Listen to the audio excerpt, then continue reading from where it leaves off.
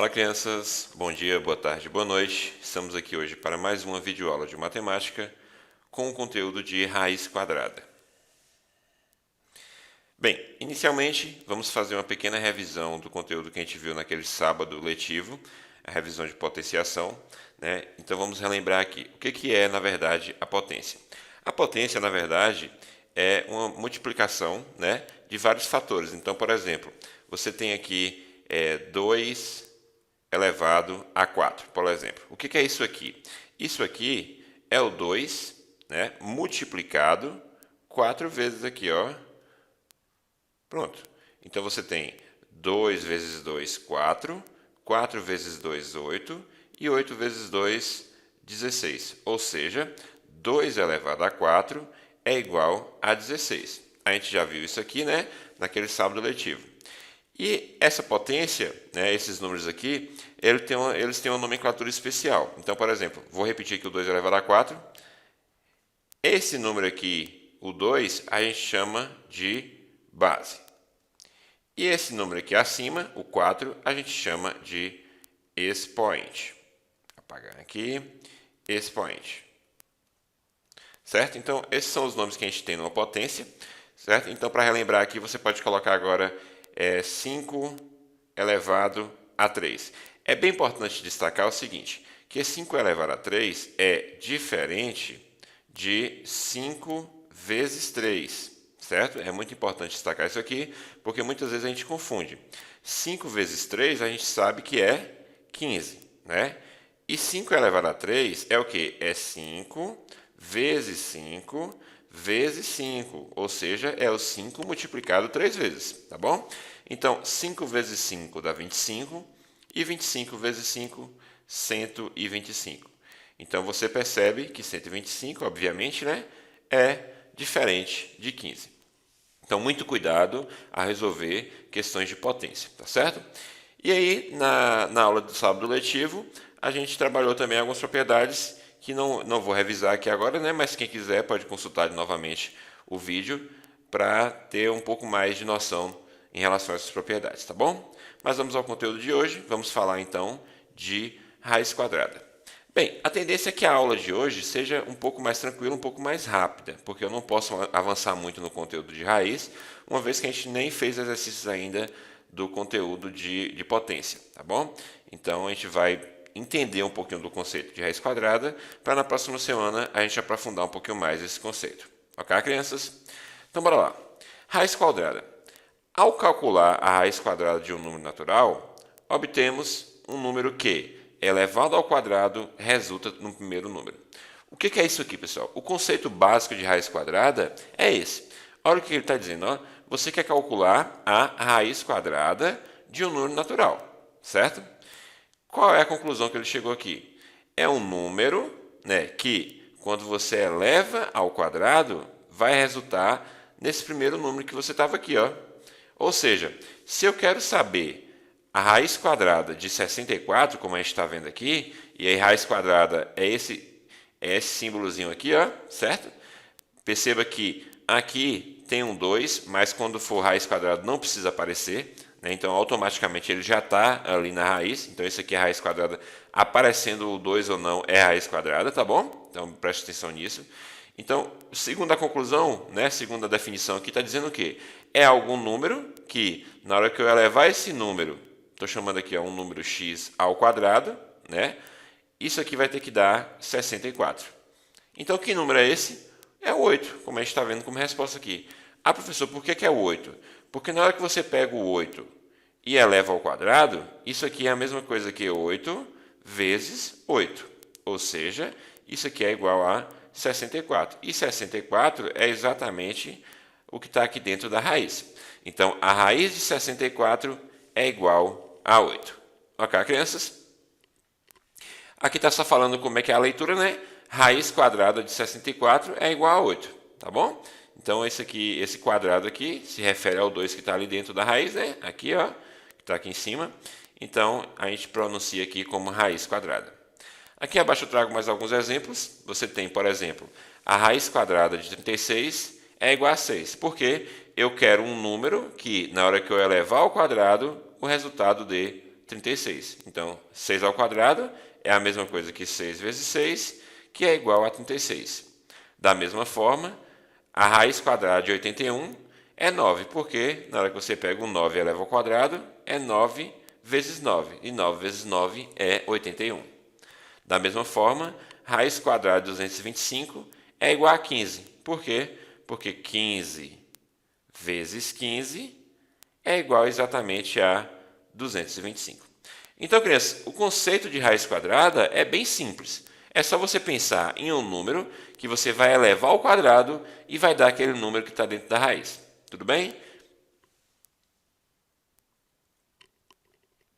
Muitas vezes costumamos falar que a raiz quadrada é o inverso da potência. Você vê que eles estão interligados, né?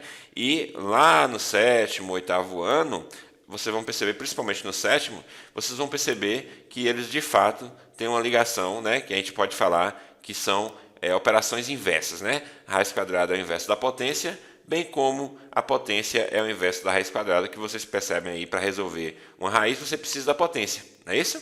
E aí, mais na frente, a gente vai estudar um pouquinho mais sobre isso, ok? Bem, dentro do conceito de raiz quadrada, a gente tem números que a gente chama de quadrados perfeitos. E o que são esses números aqui? Bora ver.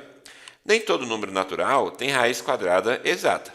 Então, a gente viu alguns aqui no slide anterior, né, que existe a raiz quadrada. Então, por exemplo, 36, a raiz quadrada é 6, né?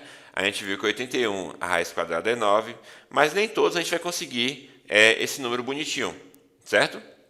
Veja um exemplo. Suponha que um coral composto por 32 crianças precise ser organizado em fileiras que formem um quadrado. Então, você vai formar um quadrado. Perceba aqui como está mostrando na imagem aqui, né? Teoricamente, um quadrado aqui, né? Se tentarmos formar um quadrado com 5 crianças de cada lado, olha só, quadrado a gente sabe que tem os lados iguais, não é isso? Então, ó, você tem 1, 2, 3, 4, 5 crianças aqui desse lado, e também você tem 1, 2, 3, 4, 5 crianças desse lado de cá. Então, a gente consegue perceber que forma um quadrado justamente porque possuem lados iguais, né? De mesma medida. Então, 5 por 5. Então, beleza, bora continuar aqui entendendo então. Se tentarmos formar um quadrado com 5 crianças de cada lado, como a gente mostrou aqui abaixo, sobrarão então 7 crianças. Ó, 1, 2, 3, 4, 5, 6, 7. Ok? Já ao tentarmos formar um quadrado com 6 crianças de cada lado, faltarão crianças, certo? Por quê? Porque quando você faz um quadrado de lados 6, você vai ter um total aqui de 36 crianças, o que ultrapassa a quantidade aqui, ó, de 32 que a gente está querendo. Ou seja, se a gente formar um quadrado com lado 5, como a gente está vendo nessa figura, você vai ter um total de 25 crianças e vai faltar ainda 7, né? Vai sobrar aqui ainda 7 para você encaixar nesse coral aqui. Se você formar um quadrado de lado 6, você ultrapassa o número de crianças, né? Você tem 36, só que o total que eu tenho são 32, né? Então também não dá. Então você percebe que vai ser ali, né, não é nem 5, né? Como vocês viram aqui no quadrado, e não é nem 6 também, certo? E aí, a conclusão aqui, ó.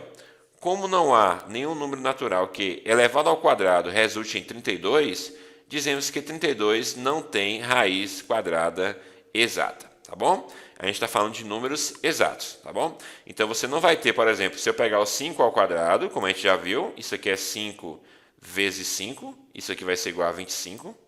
Da mesma forma que se eu pegar o 6 ao quadrado, isso aqui é 6 vezes 6, que é igual a 36. Só que o número que eu quero é 32, ou seja, eu não vou ter aqui raiz quadrada exata para esse valor aqui, tá bom? E aí a gente chega na conclusão do que é, então, um quadrado perfeito, certo?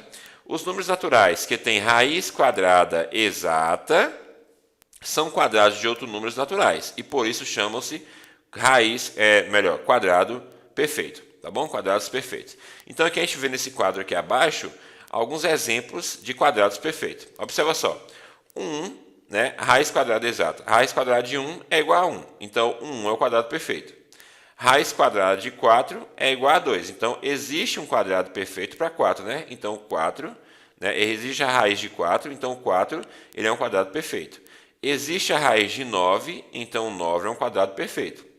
Existe a raiz de 16, então o 16 é um quadrado perfeito. E existe a raiz de 25, então o 25 é um quadrado perfeito. O porquê que é um quadrado perfeito? De onde vem esse nome? Perceba que quando você faz ali, ó, um quadrado aqui, ó, né?